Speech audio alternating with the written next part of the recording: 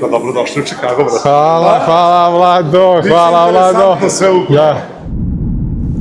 Posle 2 dana putovanja, konačno smo stigli u Ameriku, ali pre nego što počne ruta 66, želeo sam da upoznam Chicago očima čoveka koji ovde živi već 25 godina. Hoću da saznam kako danas izgleda život u Americi i da li se ona promenila od vremena kada je on došao ovde. Zato, čim sam sleteo u Chicago, nisam krenuo po motore, pozvao sam zemljaka Vladu, a onda je počeo moj prvi pravi susret sa Amerikom.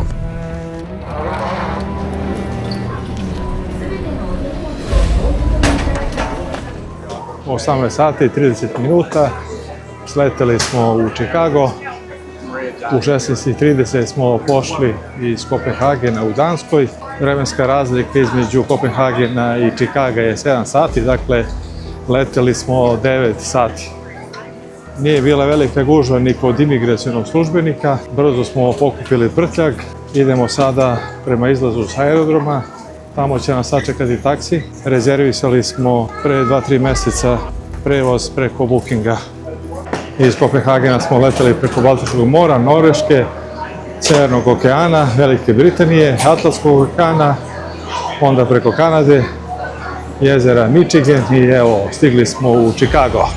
Sad izlazimo iz aerodroma i čekamo taksi. Taksi je tu. Iznajmili smo još pre par meseci preko Bookinga, $25 po osobi. Alo? Hello, my friend. Pa šta se radi, bro, ste došli više, majko moj. United States calling. Ste izašli iz... Jesmo, evo, ušli smo u kombi, u taksi, idemo prema smeštaju. Ok, kakav je plan? Plan je da se vidimo. Pošto većina stvari vam radi do 11. Šetnje i sve živo gde može da se ide do 11. Ćete večeras da iskoristite 360 da vidite. Može, može. Iskoristite danas Vidikovac, a sutra ćete pre da završite, pa onda šetnje ovamo tamo da vidite ostalo. Dobro. Aži, ajde. Važi, Čujemo se. Udaljeni smo 8200 km od kuće. Prvog dana nemamo program. Sutra počinje ruta 66, a večeras nam je najvažnije da pronađemo krevet. Samo što nam to ne ide baš po planu. Koja je procedura za ulazak? Pa ti imaš onaj, znaš, kod staviš i izađeš se ona... Da sam umro, ne bi znao. Da ovako da se ulazim unutra. Ajmo. Svetlo. Turn the light. Imaš na satu. Ne znam da volim u svetlo. Bravo, majstore, bravo, majstore. Doktor za sve. Izvolite. Chicago, welcome. Rentirali smo čitavu kuću. Miran kraj, 15 km od centra Chicaga. Kako li se pali svetlo, a evo, jednostavno. Sve su velike, sve su... Lepo, neki starinski namještaj.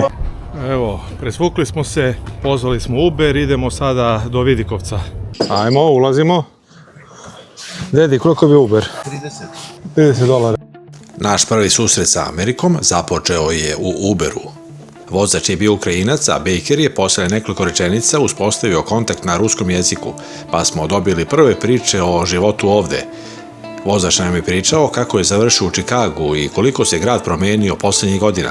Iskreno, nisam očekivao da će moj prvi razgovor u Americi biti na ruskom, ali to je upravo Amerika, zemlja u kojoj se ceo svet nekako nađe na jednom mestu. What you from? Ja sam super. From Serbia. Serbia. Hvala Belgrad. puno. Hvala. Andrej, Rusija. Ukrajina. Ukrajina. O, super. Поехали тогда. Брюки, рубашка и все, он работает в доме, в таком большом доме. Надо попылесосить, помыть там пол, шваброй умыть. Sa Vladom sam se dogovorio da se vidimo ovde još dok sam bio u Srbiji. On u Chicagu živi već dugi niz godina i želeo sam da pre početka rute 66 upoznam Ameriku iz njegovog ugla, a najbolje mesto za to je jedan od simbola Chicaga. Alo, stali da te vidite. Ajde. A, okej, vidim. Izlazite iz škole, jel da? Da, izašli Ti smo. nosiš beli kašket? Ja nosim bele kačke, da. Okej, pa vidim Ajde. kratke. Okej, Ajde. evo idemo tamo. Ćao, ćao. Ej, dobrodošli. Drago mi je. Dobrodošli Da mu krštamo, a? Da bude sva. Putovanje, dobrodošli. Ja sam ste? bolje vas našao. Ajde, dobrodošli. Drago mi je. Drago mi je. Dobrodošli.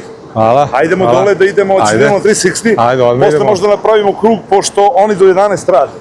Da makar danas iskoristite 360. Ajde. Idemo gore. Mogu ti reći da si dosta mlađi uživo. A, jesam? Aha. Ajde. Ajde. Dobro, hvala. Ajmo lagano pa ću gore da pričamo, da sednemo malo i da Ajde. vidite. Da si vikendom, boga mi trebalo bi ti sad vremena da dođeš do ulaza. Gužva, red, a? Ej, pa dobrodošli u Chicago, brate. Hvala Vlado, hvala Vlado. Interesantno sve u... Ja. Ajde ovdje da prođemo i pričamo napred. Mislim, gore da se poknemo dok nisu zatvorili, da Ajde. se uđe. Posle ste lagani. Da. Iskreno, posle 2 dana putovanja umor je polako stizao, ali jedva sam čekao da vidim Chicago iz ptičije perspektive i čujem kako danas izgleda život u Americi. Dobro, sve je polako po planu i broju. Da. Ide odlično za sada. Sam grad Chicago je lociran na jezeru. Ovo je jezero Michigan, Lake of Michigan. Postoje 3 jezera. Jedno je Michigan, ovde je država Michigan, preko njega je Superior i ovde je Third Lake. Ima 3 jezera koja su faktički sastavljena kanalima.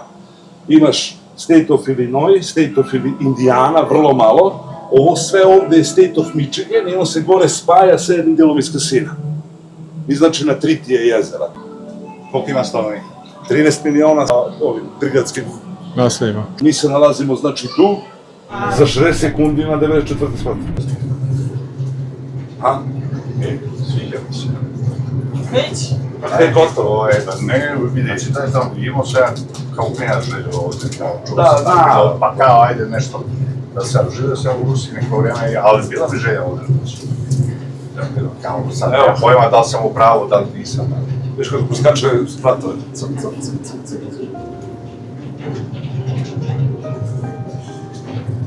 Ali sam, nemam više, nemam malo godina za to. Ej, neverovatna je stvar, dojadi ovdje, verujem. Naš Naravno. Tu smo. Vlada se od prvog trenutka ponaša kao pravi domaćin. Čuli smo i Bakera. On još uvek ne veruje previše u američki san. Vlada ga razume. Ali polako, imam osjećaj da će se Bakerovo mišljenje tokom ovog putovanja još menjati. Joe je standardno miran. Izgleda mi kao da je ranije bio ovde. A nije. Za Dedija je Chicago već dovoljno jasan. Razradio je ovaj grad prethodnih 6 meseci. Stigli smo na 94. sprat. Da vidimo kakav je pogled sa vrha. Mi smo na samom jezeru. Ovo gde vam je ovaj točak dole, to je taj Navy Pier o kom sam ti pričao. Odatle će sad da nam krene ruta 66 kad budete krenuli. Odavde kreće, sa Navy Piera. Da, znam. To je otprilike ta varijanta. Ono je najveća zgrada u Chicagu. To je Sears Towers. Ona se sada zove Willis Tower. Ona sa 2. Ona je u stvari najviša zgrada u Americi trenutno. Međutim, tamo je pogled samo na jednu stranu, a ovo ideš sve u krug. Imate 3 jezera, imate jezero, svi mešaju ovo jezero, misle da je to granica s Kanadom, nije. Pola jezera je otprilike granica sa državom Michigan, koja je isto Amerika, nije. I tu je leti normalno kupanje u jezeru. Voda je hladna i leti zima, iskreno. A se kupaju ljudi? se ljudi, ali vrlo malo. Plaže neke postoje.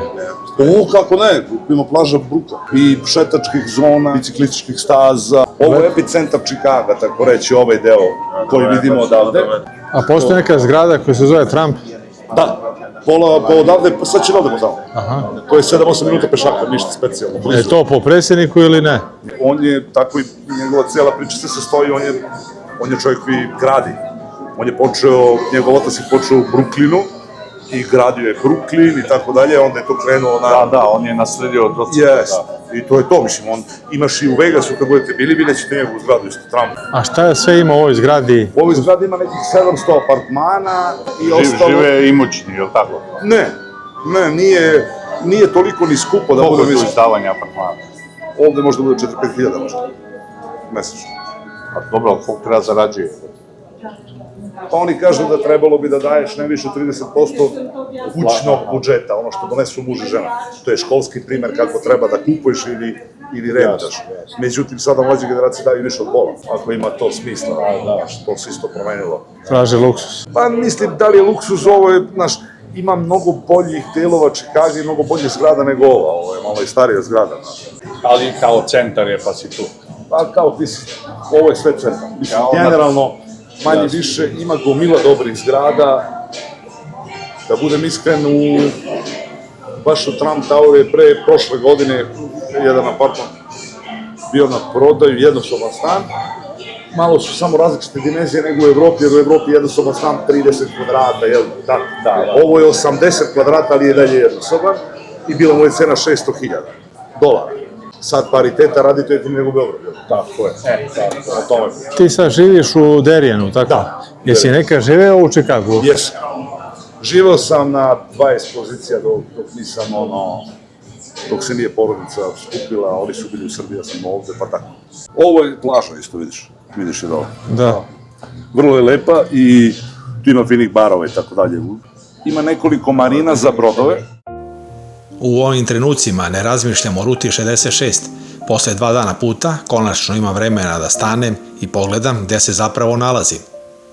Prvi put u Americi, prvi put u Čikagu i prvi put na 94. spratu jedne zgrade. A ispod mene grad, o kome sam godinama gledao filmove i slušao priče. Prvi put od polaska iz Beograda ima vremena da zastanem i shvatim gde se zapravo nalazim. I koliko god to možda čudno zvučalo, u ovom trenutku nigde ne žurim, jer za manje od 36 sati treba da počne avantura koju sam planirao mesecima. Ova ulica dole koju vidiš, to je Lake Shore Drive. I ona ide sve do Milwaukee gore. Ona ide uz celo jezero i konstantno pičiš faktički do samog jezera i to je to. Tim putem idemo mi sutra. Nećemo, mi ćemo na nešto malo brže, neku bržu rutu, ali to je otprilike ta varijanta i ovo sve ide dole, negdje tamo prema Indijani. Da, plaža sa svoje strane vidim, lepo. Da. Plaža, vidiš dole šetalište, eno je tamo druga plaža, ona je North plaža gore. Vrlo je interesantan, mislim, cijela priča i doživlje Čikaga je vrlo interesantna. A gde je sad tačno početak rute 66? Jesi vidio odavde? Vidiš da je ovaj točka. Točak, aha. Znači, otprilike, tu negde su rekli da će da stave znak i pomeraju se Clarka. Ruta je nastala 1926. godine, znaš. Ono je odatle krenulo da je tu bio dobar restoran Spot. Ta ruta 66 je bila glavni put koji je vezivao zapadnu obalu LA, odnosno Santa Barbara, u to vreme ona bila veća nego LA, i Chicago. I onda je to bilo vreme, posle 30. godine krenula ta čuvena recesija njihova, gde su bez hrane ostale, onda je gomila ljudi se selila zapadnu obalu, jer je bolje vreme, bolji uslovi za život. I onda su upotrebljavali tu rutu i ona 1936. ali 8. godine je tek Asfaltirana. Asfaltirana, u stvari je malo U potpunosti. u potpunosti sređena, otprilike. I onda to je to, sama ruta i dan danas je na istim pozicijama, negde kad budete vozili će da vidite pored samog autoputa koji će vidjeti se kreći, to on je sada ruta 66 naravno, ali vidjet ćete stare delove koji su ostali da može da siđete motorom da napravite čak i popločane ima deo. I dobro su priču napravili se kompletnom tom rutom, jer sačuvali su razne ove benzinske pumpe, razne restorane iz tog perioda da možeš da ostane, da bi ljudi imali svrhu da dođu da vide. Bukvalno. Sve ostalo je... Pa vidi, oni ne mogu da ti pokažu crku Lazaricu, mislim, ona 200 godina, znaš. Moja baba se seća kad su otkriveni, da se nalažem. Nego da se ljudi vrate u to neko vreme. Bravo. Znaš, 50. 60. Ajde da uzmem piće da popijem. Ajde, važi. Si zelo pivo, a? Naravno. Ja probam neko američko. Obavezno. Ajde, živjeli. Dobrodošli. Ova priča o ruti 66 nam je mnogo značila, jer koliko god da smo čitali, gledali emisije, planirali ovo putovanje, ništa ne može da zameni priču čoveka koji ovde živi i dobro poznaje Ameriku. Polako smo počeli da shvatamo da ruta 66 nije samo put od Čikaga do Los Angelesa. To je priča o ljudima, mestima i iskustvima koja tek treba da doživimo.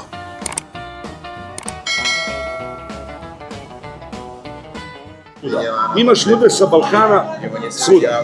Imaš policiju, imaš FBI, imaš CIA, imaš agente, imaš advokate, doktor, sve imaš. Ja kad sam došao, oni su pričali, jao, tamo, 700.000, 500.000, gađu se ciframa, znaš. Međutim, neka realna cifra je oko 350.000, a od toga realno možda je 150 naših u smislu... Čekaj, samo Srba ili Jugovića? Samo Srba. Samo Srba. Ima 13 crkve i 2 manastira u samom Ilinoisu. Crkve su pravljene, recimo u Arizoni, u Phoenixu je crkva iz 1879. godine. Najveća zajednica iz istočne Evrope, ovo naše ovde, su Poljaci, 2,5 miliona. Poljaci se najviše bave građevinom, kamionima, i prevozom. Srbi šta rade? 90% Srbi prevoz, to je Kamionđije. Da, kamioni. Sada kada smo se vozili od aerodroma do smeštaja, primetio sam puno japanskih vozila. Otkud to? Svako ko dođe dobije jednu dozu razočarenja, očekujući da će da vidi one američke velike automobile. Toga, nažalost, sve manje ima. Razlog je prost, Amerika nije štitila svoje interese u smislu svoje industrije uopšte, tako da još za vreme prvog Busha ukinuti su sve carine na uvoz automobila. Tako da, naravno, kada ti ponudiš auto koji je napravljen na tržištu, koje je znatno jeftinije, koji mnogo manje troši, oni nisu znali za motor 4 cilindra. Kad se prva Honda pojavila, Honda Civic 80. godina, tako, oni su imali u Senatu debatu da je zabrane. Jer je više ljudi poginulo u Hondi, Civic, nisu mogli da shvate da 4 cilindra tako idu. Ovde su ulice strašno brze u odnosu na Srbiju, na ono što smo mi navikli. Mnogo se brže vozi. A znaš koliko je bio bolji život ovde nego u Evropi? Ne lažem te ni malo, kunem se. Evo ti vidi ovako. Imao si platu od prilike za 5 radnih dana i subotu, normalan posao radiš, neki posao ovako. Primalo se, ja sam radio recimo u stolariju, drvo, kuhinje, bla bla bla. Imao sam 1200, ponedjeljak do petka i subota do 12. 1200 dolara. Sećam se nekoliko stvari, pošto sam volio da jedem viršli jaja za doručak, 10 viršli su bile 72 centi. Toga su... A koliko su sada? Sada su 7 dolara. Korivo je bilo 98 centi. Pun rezervu, nisam mogu da sipam za 20 dolara, vrati mi kući. Kada se prvi put uselio u svoj stan, uzao sam 100 dolara keš, da odem da kupim da punim frižider, ono, Coca-Cola, bla, bla, bla, znaš kako. Imalo li kusura? Ne imalo kusura sa 100 dolara, nisam mogao da stavim u frižider. Pržio sam nešto i jeo muka, mi je bilo da ne bacim. Znači, ne može da stane koliko je bilo sad 100 dolara, 2 kese, kao i svuda. Ja mislim da su cigare ovde u gradu, ovde su 25 dolara pakla. Jer se isto brani pušenje, nigde nije dozvoljeno. I na ulici. Na ulici niko te ne dira. U principu trebalo bi 4 metra od zgrade. Chicago ima užasno veliki porez. Imaš specijalno svaki paket kad naručiš da ti donese pošta, imaš $1 na paket svaki. Sad kad imaš kuću, ako ti je porez godišnji 10.000, ti si top, to je super. Ti živiš hladno u Derinu, to je neki 35 milja od centra. Od prilike 25 minuta, da. Ili imaš potrebe da dolaziš u Chicago ili ne? Najbolji tržni centar je na 3 minuta od mene, najbolji u Chicago. Sve što hoću mi je 2 do 3 minuta od kuće. Ti hoćeš malo da ne juriš parking, da ne izgubiš 2 sata da bi kupio jedan štek piva, znaš. Ovde ti treba sat i po vremena. Siđi, uzmi auto, odi, donesi, istovari, guraj kolica, vrati se, ostavi kolica, parkiraj auto sa 2 sata. Znaš, a meni treba 3 minuta da to uradim. Znaš, to dosadi vremena. U Illinois je plodna zemlja, jer se ljudi bave poljoprivredom. Da, Illinois je jedan od najvećih proizvođača kukuruza i soje u Americi. A naši ljudi se bave poljoprivredom? Ne. Ne da ja znam. Naravno, ima znam 2, 3 što imaju neke farmice, ne ozbiljno, ništa ozbiljno. Jer ovde je ozbiljno kad ima recimo, ne znam, 5.000, 3.000 hektara. Illinois je veličine kao 2 Srbije, ne od prilike. Iza nas je prvi dan u Americi. Stigli smo u Chicago i upoznali ga iz ugla čoveka koji ovde živi već dugi niz godina. Vladine priče o životu u Americi, Ruti 66, bile su nam od velike koristi. Ali ovo je tek početak. Sutra nas čeka novi dan i jedno posebno mesto. Vlada će nas odvesti u Milwaukee, grad u kome je pre više od 100 godina počela priča o Harley Davidsonu. A pre nego što sednemo na motore i krenemo na rutu 66, želimo da vidimo gde je sve počelo. Imam osjećaj da će to biti dan pun priče, a to nas čeka u sledećoj epizodi.